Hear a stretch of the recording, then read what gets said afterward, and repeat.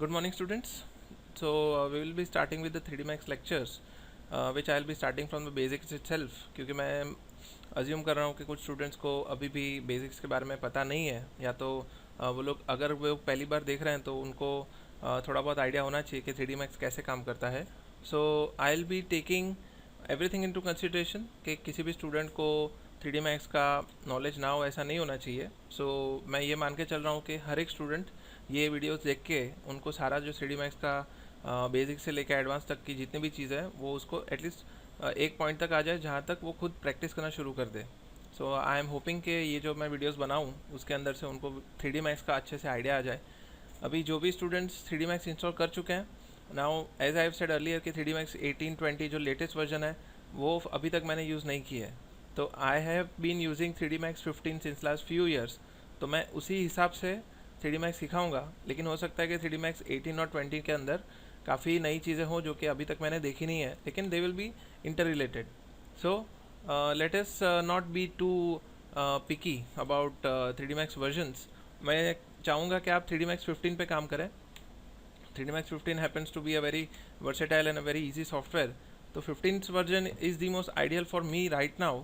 लेकिन मैं देखूंगा कि अगर 18 और 20 के वर्जन में जो भी एडिशंस हैं उसको भी मैं बाद में आने वाले दिनों में या आने वाले महीनों में उसको भी मैं एक बार आपको कवर अप कर दूंगा इन माय कॉम्प्लीमेंट्री लेक्चर्स. सो फिलहाल let us start of with 3D Max 15. अभी इसके अंदर आप देख सकते हैं कि माया की जैसे अभी जो ऑटोडेस्क के बाद ऑटोडेस्क ने माया को जो है उनका कुछ जॉइंट वेंचर हुआ है, और उसके बाद में यहाँ पे आउटलाइनर जैसी एक विंडो है. सो सबसे पहले यूज़र इंटरफेस देख लेते हैं और उसके बाद आगे बढ़ते हैं. So first of all you will see that it is much different to Maya, because Maya के अंदर बहुत सारे आपको एट्रीब्यूट्स दिखेंगे और बहुत सारे मेन्यूज़ होंगे. इसमें कंपेरेटिवली थोड़े, अगर मैं कहूँ तो 20-30% इसमें कम मेन्यू और उसके जो टैब्स है वो आपको दिखाई देंगे. So this makes it really easy for us कि अगर कोई टूल हमें देखना है या तो वो टूल को यूज़ करना है तो हम उसको नेविगेट कर सकें. सो सबसे पहली चीज़ तो हर एक सॉफ्टवेयर में होती है कि फ़ाइल ओपन. ये जो यहाँ पे बड़ा सा 3D Max का बटन है ना, इसके अंदर से ही सबसे पहले आपकी शुरुआत होती है. जैसे अगर आपको कोई फ़ाइल या तो ओपन करनी है या तो इंपोर्ट करनी है. मैंने इसके पहले वाले लेक्चर में जो ऑनलाइन कोई भी एक मॉडल डाउनलोड किया था, सो उसके अंदर आपने देखा होगा कि मैंने उसको इंपोर्ट किया था. कोई अगर FBX फॉर्मेट है या OBJ फॉर्मेट है, लेकिन आप इसको किसी और फाइल में से, सपोज़ आपका कोई दूसरा कोई हाउस आपने बनाया हुआ है जिसके अंदर इंटीरियर की कोई चेयर है और आपको उस पर्टिकुलर चेयर को ही इंपोर्ट करना है, उसका भी इसमें ऑप्शन दिया गया है कि आपको पूरी फाइल ओपन किए बिना उसके उस सीन के अंदर के जो भी ऑब्जेक्ट्स हैं उसको आपको इसके अंदर उसी पर्टिकुलर ऑब्जेक्ट को इंपोर्ट करना हो तो वो आपको एक सिलेक्शन दे देगा जिसके अंदर से आप उन चीज़ों को यहाँ पे लेके आ सकते हैं. So that is a very versatile thing that 3D Max has. तो मैं एक एक करके आपको सारी चीज़ें थोड़ा बहुत दिखा देता हूँ जितना कि मैं यूज़ करता हूँ. ज़रूरी नहीं है कि मैं आपको हर चीज़ 100% सिखाऊँ, क्योंकि कोई भी सॉफ्टवेयर को 100% ग्रास्प करना किसी के लिए भी पॉसिबल नहीं होता. तो मैं कहूँगा कि जितना मैं आपको समझा सकता हूँ उतना मैं समझा दूँगा, लेकिन मैं आपको एनकरेज करूँगा कि आपको जो चीज़ का डाउट है या जो चीज़ की क्यूरियोसिटी है उसको आप जाके आप इंटरनेट पे सर्च करो, जैसे मैं भी करता हूँ. हर एक आर्टिस्ट अपनी किसी भी आर्ट को एनहांस करता है इंटरनेट पे जाके, हम डिफरेंट मीडियम्स के थ्रू, कोई बुक्स पढ़ता है, कोई वीडियोस देखता है. तो मैं आपको एनकरेज करूँगा कि ये ट्यूटोरियल देखने के बाद अपने आप को रोको मत, at least get started, and as and when you feel कि ये चीज़ का अगर मुझे जानना हो तो मैं कहाँ से जान सकता हूँ, तो आप यूट्यूब पे या इंटरनेट पे जाके ईजिली फाइंड कर सकते हैं. So please don't limit your self after watching this video. Please go ahead and search for new things, और अगर आपको कोई नया चीज़ दिखे तो मुझे भी बताइए. Okay, so let us start of with the new file that you can see. अगर कोई भी फाइल आपको नई ओपन करनी है या तो पूरी फाइल को रीसेट करना है, तो either you can click on this new और you can say reset. Reset क्या करेगा कि पूरे सीन को वापस से नया कर देगा. उसके बाद save and save as. Save करेगा वो ओवरराइट करेगा, सेव एज करेगा वो सेव एज यानी कि एक कॉपी बना देगा. और दूसरा इसमें एक ऑप्शन है आर्काइव. आर्काइव का मतलब ये है कि अगर आपने कोई एडिशनल टेक्सचर या तो एडिशनल कोई कैश यूज़ किया है, या फिर आपने कोई एडिशनल कोई ऐसी फ़ाइल यूज़ की है जो कि आपने इंटरनेट से डाउनलोड की है, तो होगा ये कि अगर आपने उस सिर्फ मैक्स फाइल को अगर आपने एक्सपोर्ट कर दिया अपने फ्रेंड के यहाँ पे, और अगर उसने ओपन किया तो हो सकता है कि वो सारी चीज़ें मिसिंग आए, वो टेक्सचर्स मिसिंग आए, या तो फिर वो जो उसका डेटा है वो कैच ना कर पाए, क्योंकि उसके अंदर वो एडिशनल डेटा नहीं है. तो अगर आप किसी फाइल को आर्काइव करते हैं तो आर्काइव से क्या होगा कि सारे के सारे जितने भी एक्स्ट्रा उसके जो मटेरियल्स है, उसके जो फाइल्स है, वो सारी एक जिप फाइल में कन्वर्ज हो जाएगी। वो सारी एक जिप फाइल में कंप्रेस होके आपको एक जिप फाइल मिल जाएगी, जिसके अंदर आपको सारे जो डेटा है वो एक ही जगह पे मिल जाएगा। और जैसे ही आप वो जिप फाइल को वहाँ पे एक्सपोर्ट करेंगे तो आपका मैक्स फाइल प्लस टेक्सचर्स के फाइल और जितने भी आपने एडिशनल चीज़ें यूज़ की है सारे वो उस फाइल के अंदर लोड हो सकते हैं, जिससे कि आप अगर किसी भी और मशीन पे जाके काम करते हैं तो आपकी कोई भी फाइल मिसिंग नहीं आएगी। सो आपको जब कोई और जगह पे फाइल ट्रांसफ़र करनी है, so instead of just sending a max file, always archive the file, और वो जो जिप फाइल बनेगी जो आप सेव करोगे जहाँ पे, वो जिप फाइल लेके आप किसी और मशीन पे जाके उसको ओपन करो, ताकि सारा का सारा डेटा आपको एक जगह पे मिल जाए और आपकी कोई भी फाइल मिसिंग ना हो। So this archive feature is a very useful tool, जिसको जो आप जो माया में भी दिया गया है, वहाँ पे भी सेम जगह पे है, सेव एज के नीचे आपको वो आर्काइव फाइल का जो ऑप्शन है मिल जाएगा। नाउ इंपोर्ट सबसे इम्पोर्टेंट है, बिकॉज इंपोर्ट के अंदर आपको दिया जाता है इंपोर्ट और मर्ज, दो ऑप्शन है। अभी इंपोर्ट और मर्ज में फ़र्क ये है कि अगर आप इंपोर्ट को डायरेक्ट यहाँ पे क्लिक करेंगे या तो यहाँ पे क्लिक करेंगे तो आपको दिखेगा कि यहाँ पे मैक्स के अलावा जितने भी फॉर्मेट्स है वो सारी यहाँ पे दिखाई देगी। देखिए यहाँ पे 3ds है, FBX है, APF, DWG, STL and all those formats जो कि जो थर्ड पार्टी सॉफ्टवेयर होते हैं, जो अगर कोई राइनो सॉफ्टवेयर होगा या फिर कोई सॉलिड वर्क्स हो गया, सॉफ्ट इमेज हो गया, माया हो गया, तो उसमें से जो फाइल निकलती है वो आप मैक्स में इंपोर्ट कर सकते हो यूजिंग इंपोर्ट टूल।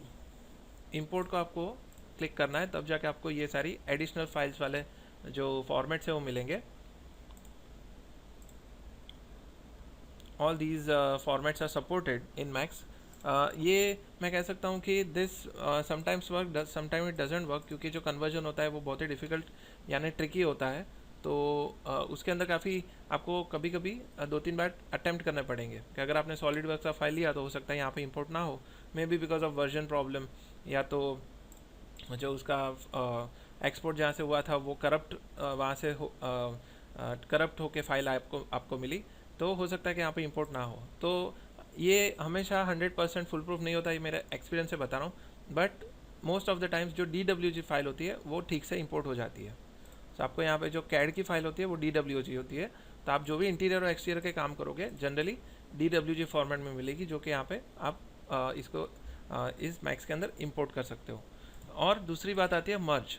अभी मर्ज जो होता है, मर्ज में कोई भी और फॉर्मेट सपोर्टेड नहीं होता, उसमें सिर्फ मैक्स फॉर्मेट सपोर्टेड होता है। देखिए ये मैक्स फॉर्मेट है, तो इसका मतलब ये है कि मैं किसी अगर एग्जिस्टिंग मेरा कोई सीन है, सपोज यहाँ पे मैंने कोई एक मेरा रफली कोई मैं सीन बना लेता हूँ और मुझे इसके अंदर दूसरी कोई फाइल है उसमें से कोई एक सिलेक्टेड ऑब्जेक्ट चाहिए, मुझे पूरा उसमें से पूरा पूरा का पूरा सीन फाइल नहीं इंपोर्ट करना या ओपन नहीं करना, मुझे सिर्फ उसमें से कोई एक पर्टिकुलर ऑब्जेक्ट चाहिए। तो suppose if I am saying import and merge, तो इसमें देखिए अगर फॉर एग्जांपल यहाँ पे हेडरेस्ट करके कोई सीन है, तो ये जो हेडरेस्ट के अंदर जितने भी ऑब्जेक्ट्स और कैमरे और लाइट्स हैं उसका पूरा लिस्ट आपको यहाँ पे मिल जाएगा।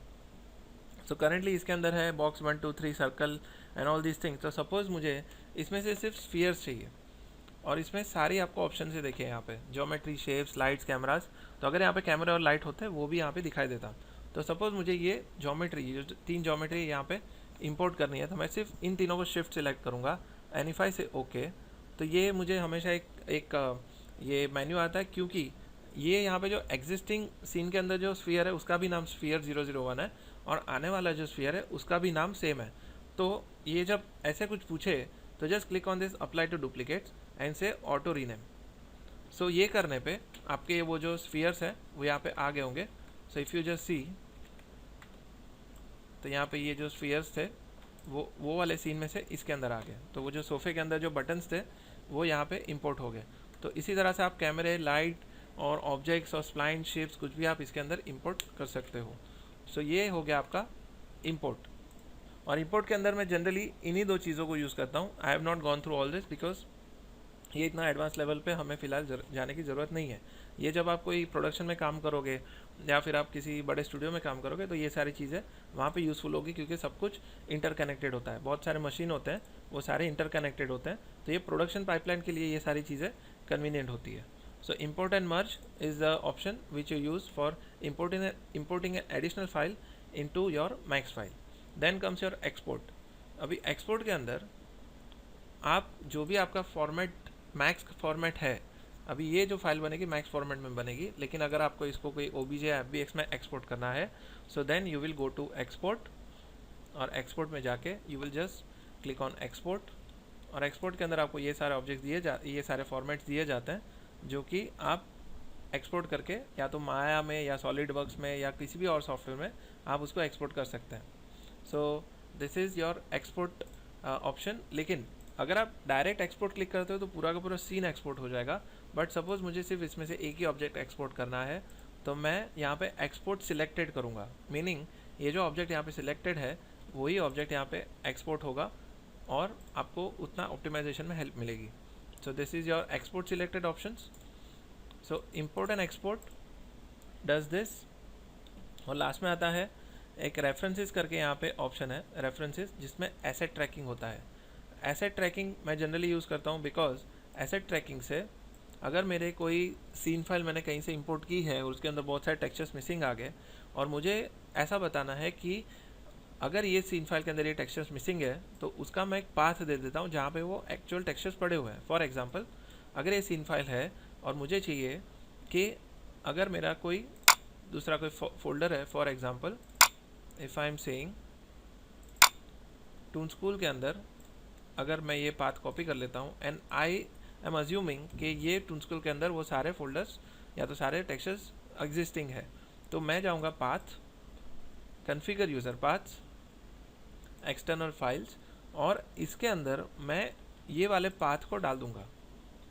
आई will say T work toon school के अंदर वो सारे टेक्सचर्स मिल जाएंगे जो कि फ़िलहाल मिसिंग आ रहे हैं। So I just put down this folder path and I will click on this add sub paths and I will say use path. तो होगा ये कि ये जो जितने भी यहाँ पे टून स्कूल के अंदर जो भी आपकी फाइल्स रहेगी वो इस फाइल के साथ लिंक हो जाएगी, तो ये फाइल उस वाले फोल्डर में से ऑटोमेटिकली वो सारे टेक्सचर्स को सर्च कर पाएगी। सो ये पाथ यहाँ पे मेंशन करने से आपका जो हेडेक है कि इतने सारे टेक्सचर्स को आपको रीलोड करना पड़े, वो पूरा एक ही साथ में आपका ऑटोमेटिकली रीलोड हो जाएगा। So this is how you generally recall the path as and when if textures are missing and you want to redirect them to a particular folder. So ये आपका हो गया जो फाइल का जो ये मेन पैनल है, इसके अंदर ये सारी चीज़ें मैं हमेशा यूज़ करता हूँ और इतनी ही यूज़ करता हूँ। इसके अलावा मुझे किसी को भी यूज़ करने की ज़रूरत फ़िलहाल नहीं पड़ी है, but in coming time may be if I come across anything new I will surely let you know.